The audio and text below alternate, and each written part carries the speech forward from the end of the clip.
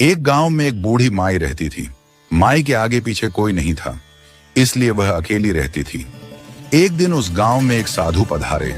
बूढ़ी माई ने साधु का बड़े प्रेम और सम्मान के साथ आदर सत्कार किया। जब साधु जाने लगे तो बूढ़ी माई ने उनसे विनम्र निवेदन किया, महात्मा जी, आप तो ईश्वर के परम भक्त हैं। कृपा करके मुझे ऐसा आशीर्वाद दीजिए जिससे मेरा अकेलापन दूर हो जाए।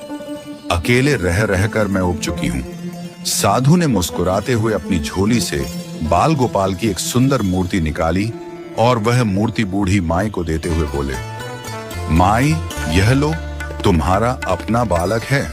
इसे अपने बच्चे की तरह प्रेम पूर्वक लालन पालन करना, इसे अपने बेटे की तरह पालना और इसकी पूरी देखभाल करना।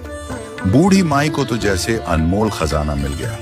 उसने बड़े लाड प्यार से ठाकुर जी का लालन पालन करना शुरू कर दिया।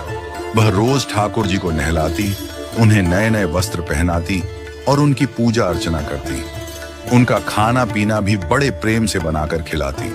कुछ दिनों बाद गांव के कुछ नटखट बच्चों ने देखा कि बूढ़ी माई एक मूर्ति को अपने बच्चे की तरह लाड प्यार कर रही है।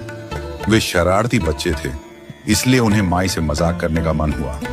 एक बच्चे ने माई से कहा, अरे मैया, क्या तुझे पता नहीं, आज गांव में जंगल से एक भेड़िया घुस आया है। वह छोटे छोटे बच्चों को उठाकर ले जाता है और खा जाता है। तू अपने लाल का ख्याल रखना, कहीं भेड़िया इसे उठा न ले जाए।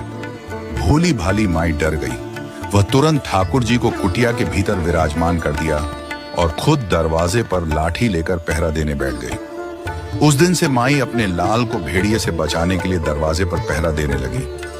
वह न खाती थी, न पीती थी और न ही सोती थी। दिन रात दरवाजे पर बैठी रहती थी। एक दिन बीता, फिर दूसरा, तीसरा, चौथा और पांचवां दिन भी बीत गया, लेकिन माई अब भी बिना थके, बिना रुके, भूखी प्यासी अपने बाल गोपाल की रक्षा कर रही थी। माई की इस एकनिष्ठ भक्ति और प्रेम से ठाकुर जी का हृदय पिघल गया। उन्होंने सोचा, मेरी माई तो सच्चे प्रेम और भक्ति में लीन हो गई है, मुझे अब इसे प्रत्यक्ष दर्शन देना चाहिए। ठाकुर जी ने एक सुंदर बालक का रूप धारण कर लिया। उन्होंने सुंदर वस्त्र पहने और गहनों से सजकर माई के पास आ गए। जैसे ही ठाकुर जी की पग ध्वनि माई के कानों में पड़ी, माई तुरंत सतर्क हो गई। अरे ये क्या, कहीं भेड़िया तो नहीं आ गया? लगता है वही मेरे लाल को उठाने आया है। माई ने तुरंत अपनी लाठी उठा ली और भेड़िए को भगाने के लिए उठ खड़ी हुई।